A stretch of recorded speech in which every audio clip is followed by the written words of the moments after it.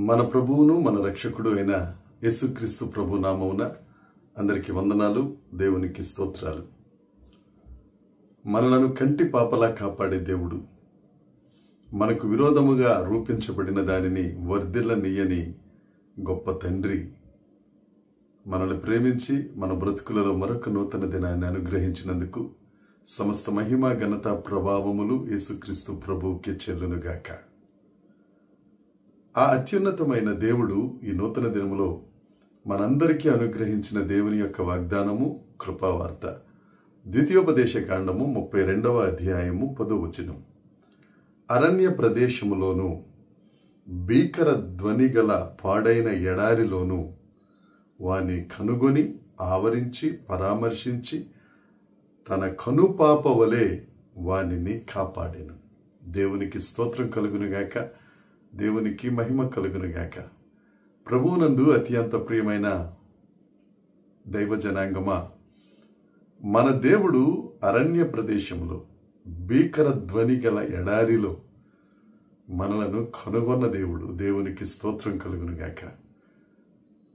ఈ మాట, ఈ వాగ్దానం మోషే గారు అవసాన దశలో ఇక కనాను దేశానికి, వాగ్దాన దేశానికి ఒక అడుగు దూరంలో ఉన్నప్పుడు ద్వితీయోపదేశ కాండం మరొక్కసారి దేవుని యొక్క ధర్మశాస్త్రాన్ని, దేవుడు చేసిన అరణ్య ప్రయాణంలో గొప్ప కార్యాలను వారికి వివరిస్తూ చెప్పిన మాట. అరణ్య ప్రదేశంలో భీకర ధ్వని గల ఎడారిలో దేవుడు కనుగొన్నాడు మనల్ని. మనం దేవుణ్ణి కనుగోవటం కాదండి, దేవుడే మనల్ని కనుగొన్నాడు. దేవుడే మనల్ని వెతికి రక్షించుకున్నారు.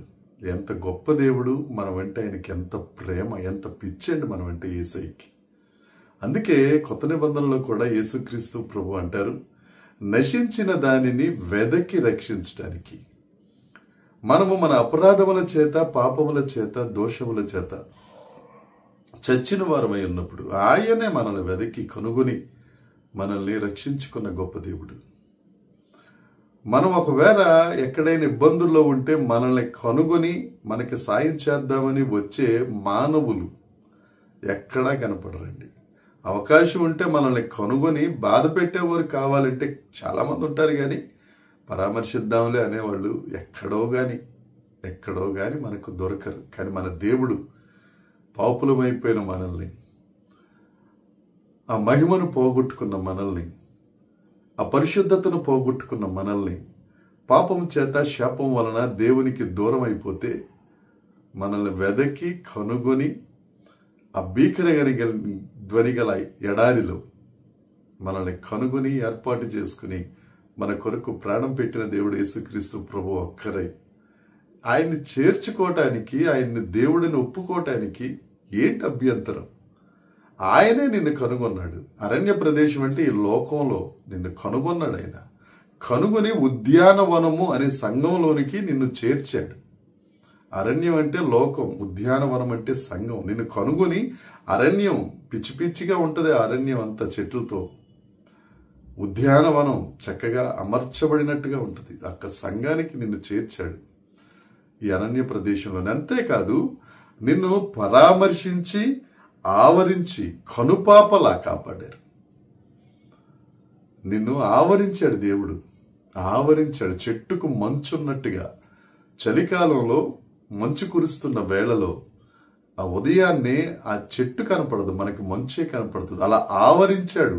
ఎవరైనా నిన్ను కనుగొని ఆయన కౌగిట్లోనికి చేర్చుకున్న తరువాత నిన్ను పరామర్శిస్తున్నప్పుడు దేవుడు, జనులందరికీ దేవుడు కనపడతాడు తప్ప నువ్వు కనపడవు. నువ్వేమనుకుంటావు, నన్ను పరామర్శించే వాళ్ళు లేరు, నా ఇబ్బందుల్లో నన్ను కొనుగొని నా దగ్గరికి వచ్చేవాళ్ళు లేరు, నా శోకంలో నా కన్నీరు తుడిచి పరామర్శించేవారు లేరు అనుకుంటావు. సృష్టికర్త అయిన దేవుడు, భూమి ఆకాశములు పట్టజాలనంత గొప్ప దేవుడు, ఆయన నిన్ను ఆవరించాడు, నిన్ను ఆవరించున్నాడు. దేవునికి స్తోత్రం. నిన్ను పరామర్శిస్తున్నాడు. నీ గుండె ఎక్కడ చెదిరిపోయిందో, నీ కాలు ఎక్కడ జారిపోయిందో, నీ మాట ఎక్కడ జారిపోయిందో వాటన్నిటినీ సరిచేసి ఆవరించి పరామర్శించి నీకు ధైర్యాన్ని ఇచ్చి సమభూమి కలిగిన నేల మీద, బండ మీద నేను నిలబెడుతున్నాడు యేసుక్రీస్తు ప్రభు. అందుకనే కీర్తనల గ్రంథంలో ఉంటుంది కదా, మనల్ని కాపాడే దేవుడు కొనుకడు, నిద్రపోడు. ఆయన మనల్ని ఆవరించే దేవుడు, పరామర్శించే దేవుడు.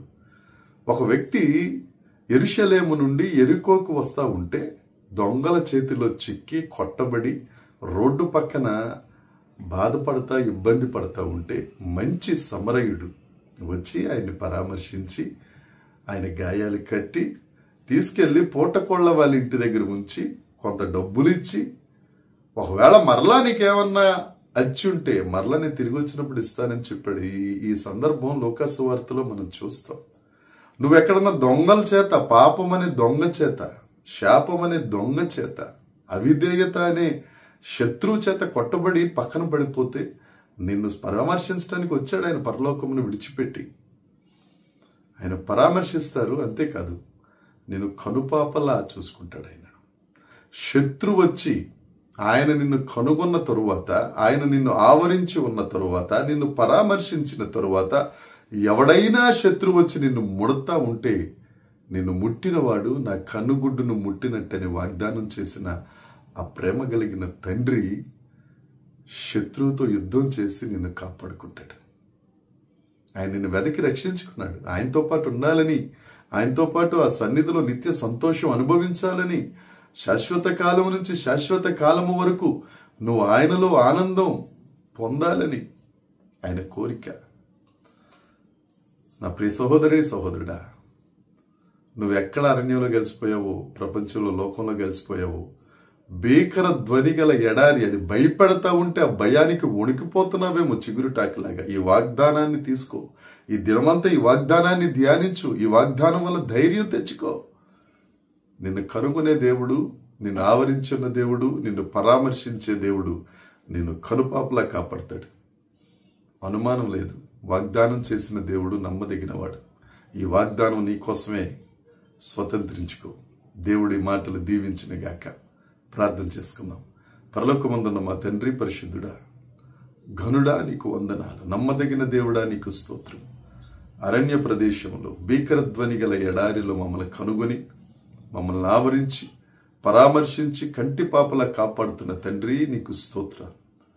వాక్యం వింటున్న నీ బిడ్డలు ఏ కష్టంలో ఉన్నారో, ఏ అరణ్యంలో ఉన్నారో, ఏ భీకర ధ్వని గల ఎడారిలో ఉన్నారో నువ్వు కనుగొంటావని వారు నమ్మి నిన్ను ప్రభు ఆవరించి ఉన్నావని, నువ్వు పరామర్శిస్తున్నావని, కనుపాపలా కాపాడుతావనే నమ్మకం వారికి అనుగ్రహించి ఆశీర్వదించి ధైర్యపరచుమని, మహిమ పొందుమని యేసుక్రీస్తు నామమున ప్రార్థించి అడిగి వేడుకొనుచున్నాం తండ్రి.